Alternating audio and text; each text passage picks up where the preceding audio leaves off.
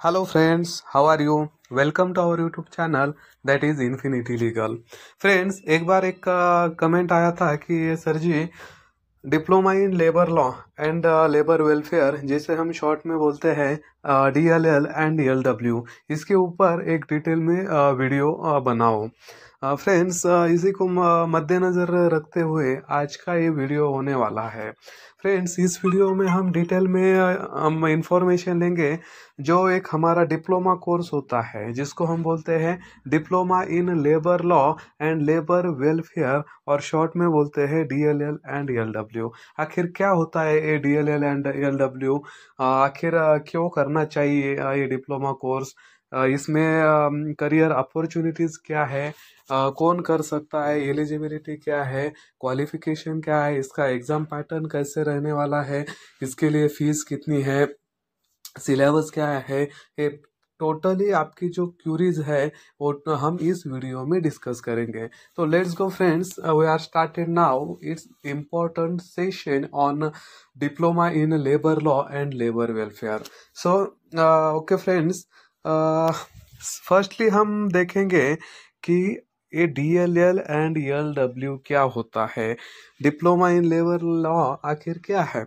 Friends, DLL and ELW is a stand of Diploma in Labor Law and Labor Welfare।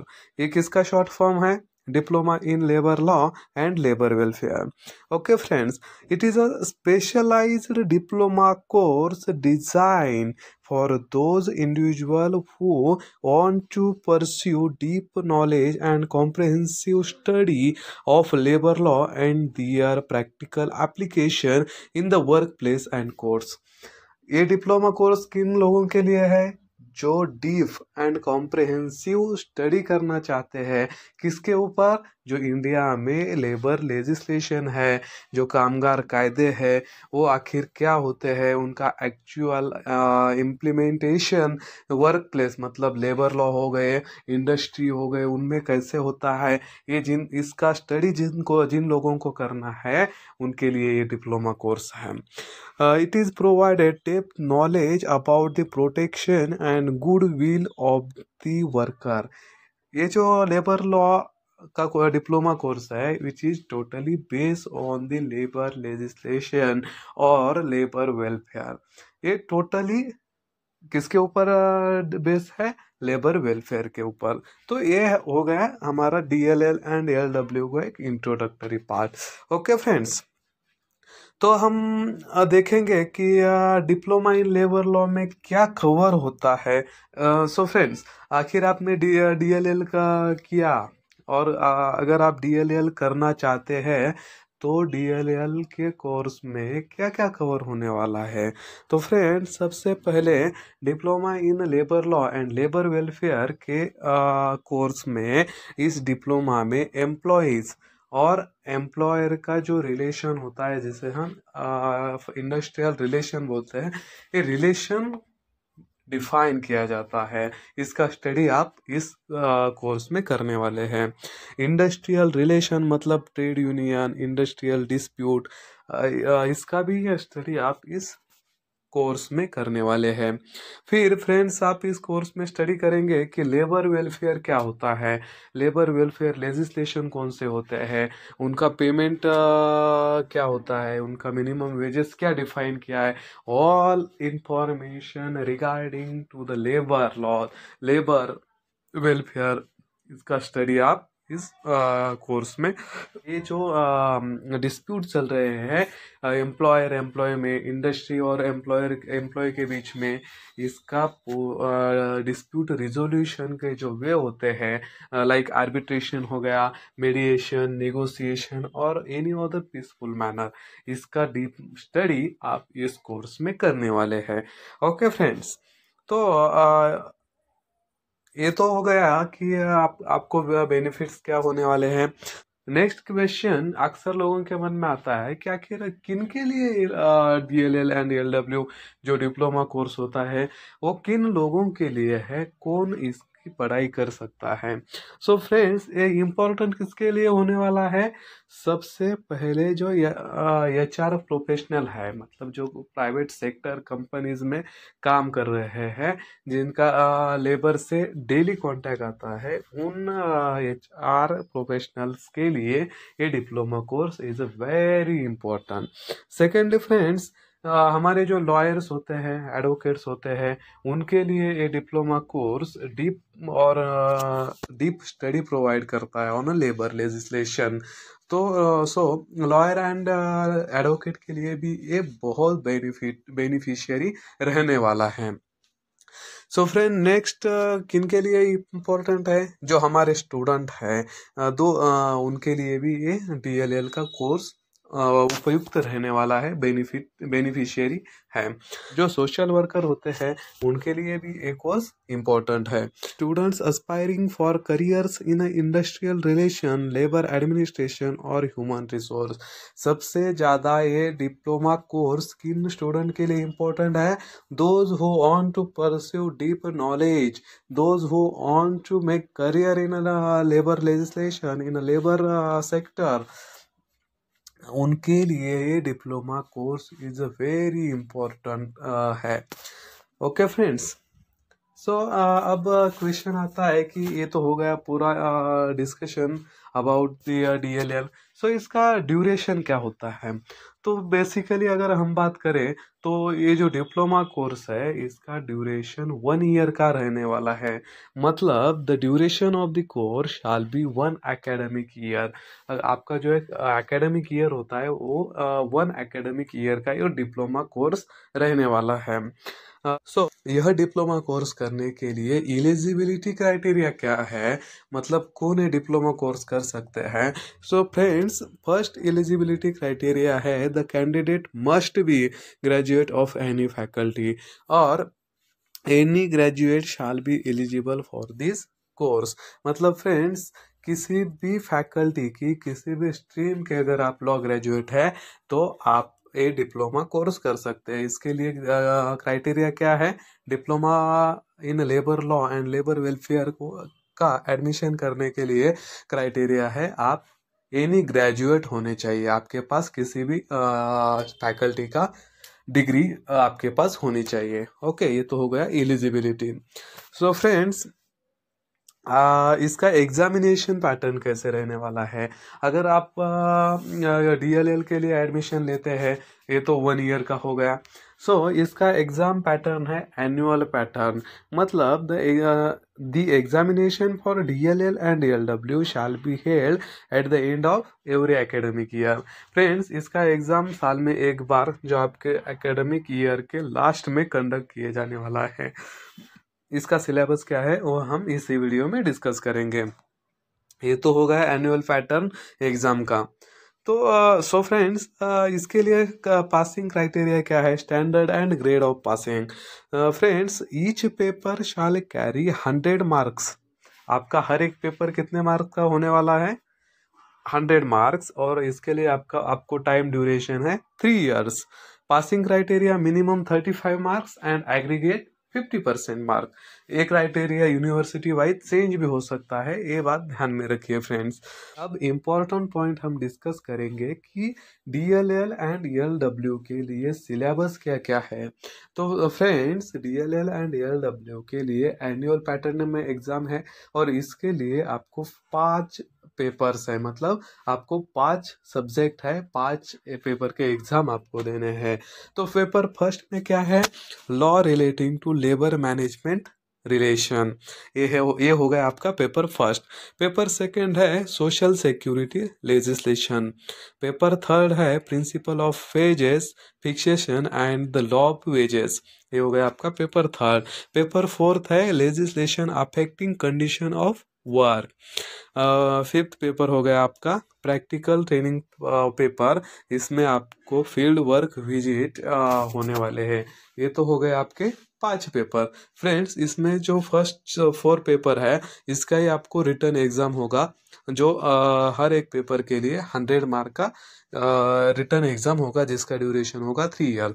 जो 5th paper है जिसको हम बोलते हैं प्रैक्टिकल ट्रेनिंग पेपर, इसका आपको कोई रिटर्न एग्जाम नहीं है। इसके लिए आपको जो आपका कॉलेज इंडस्ट्रियल विजिट हो गया, लेबर एंड इंडस्ट्रियल कोर्ट के लिए विजिट हो गया, ये विजिट रखते हैं, इसके लिए आपको 100 मार्क्स दिए जाएंगे।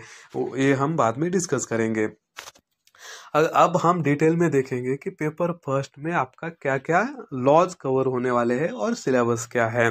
पेपर फर्स्ट है law relating to labour management relation. इसमें आपके है फर्स्ट एक्ट आपको देखना है the trade union act 1926। Second act है the industrial employment standing order act 1946। Third act है the Bombay industrial relation act 1946। Fourth act है the industrial dispute act ID act 1947। और फिफ्थ एक्ट है the Maharashtra recognition of trade union and prevention of unfair labour practices act 1971। ये जो 5 act है इसका आपको study करना है पेपर फर्स्ट में, जिसका टाइटल क्या है law relating to labour management. Okay. Paper second में सेकंड का टाइटल क्या है सोशल सिक्योरिटी लेजिस्लेशन। इसमें आपको स्टडी करना है फर्स्ट एक्ट है एम्प्लॉयज कंपनसेशन एक्ट 1923, जिसको हम बोलते हैं एसए एक्ट। और before the amendment of this act इसको क्या बोलते थे वर्कर्स और वर्कमैन कंपनसेशन एक्ट, उसका नाम बदल के एम्प्लॉयज कंपनसेशन एक्ट रख दिया है। नेक्स्ट लेजिस्लेशन है the employees state insurance act 1948। Third law है the employ provident fund and miscellaneous provision act 1952। Next है the Bombay labour welfare fund act 1953। Next the maternity benefits act 1961 and the payment of gratuity act 1972। ये जो all legislation है इसका study आपको करना है paper second में। पेपर थर्ड में क्या है principle of ways fixation and the law of wages. आपके जो वेजेस रिलेटेड लॉ है वो आएंगे पेपर थर्ड में। इसके लिए सबसे पहले है the payment of wages act 1936। Second है the minimum wages act 1948। Payment of bonus act 1965 and the equal remuneration act 1976। समान काम के लिए समान वेतन, द इक्वल रेम्यूनरेशन एक्ट 1976। आपका फोर्थ पेपर है legislation affecting condition of work. इसमें आप फर्स्ट एक्ट देखेंगे the factories act 1948, the Bombay shop and establishment act 1948, mines act 1952, motor transport worker act 1961, the contract labour abolition and regulation act 1970 and child labour prohibition and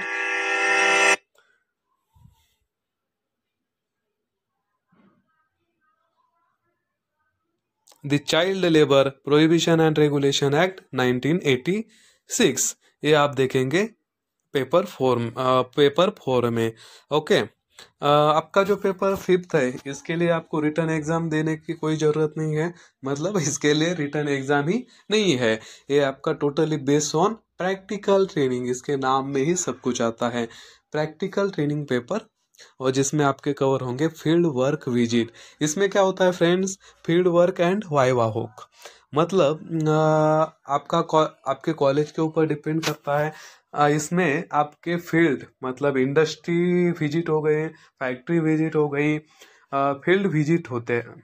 इसमें क्या होता है friends आपके field visit होते हैं, जो आपके लेबर लॉ से रिलेटेड फील्ड्स है इसको आपके विजिट होते हैं। इसमें क्या आता है अगर किसी इंडस्ट्री को विजिट होता है, फैक्ट्री को विजिट होता है, लेबर कोर्ट को विजिट होता है, इंडस्ट्रियल कोर्ट को विजिट होता है, या फिर any other government office which is related to labour, इस ऑफिस को आपका विजिट रहने वाला है। टोटल 8 से 10 विजिट आपके इस 1 एकेडमिक ईयर में कवर होंगे। सो इसका मार्क डिस्ट्रीब्यूशन क्या है, इसका टोटल मार्क्स है 100 मार्क्स। इसमें आपको जर्नल मेंटेन करना पड़ता है, जो आप विजिट करते हैं उसको हम जर्नल में लिखेंगे।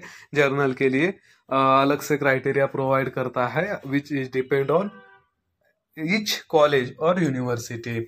इसके लिए आपको जर्नल के लिए रहने वाले 25 मार्क्स। फील्ड वर्क विजिट मतलब आपको विजिट को जाना ही जाना है, आपका अटेंडेंस इज कंपलसरी। विजिट के लिए आपका अटेंडेंस, फील्ड वर्क के लिए आपका अटेंडेंस कंपलसरी है, जिसके मार्क है 50 मार्क्स। और वाइवा इस प्रैक्टिकल ट्रेनिंग पेपर का कवर किया जाएगा और कंडक्ट किया जाएगा, जिसके लिए मार्क्स है 25 मार्क्स।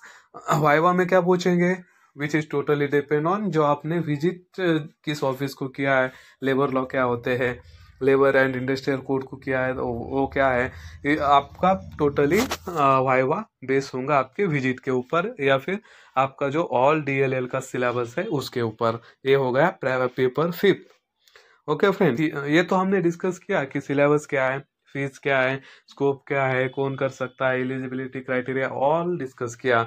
लेकिन लास्ट में हम एक इम्पोर्टेंट देखेंगे कि आखिर आपको डीएलएल करने के बाद जॉब अपॉर्चुनिटीज, करियर अपॉर्चुनिटीज क्या मिलने वाली है, आपके सामने क्या करियर ऑप्शन इस डीएलएल एंड एलडब्ल्यू कोर्स को करने के बाद ओपन होने वाले हैं।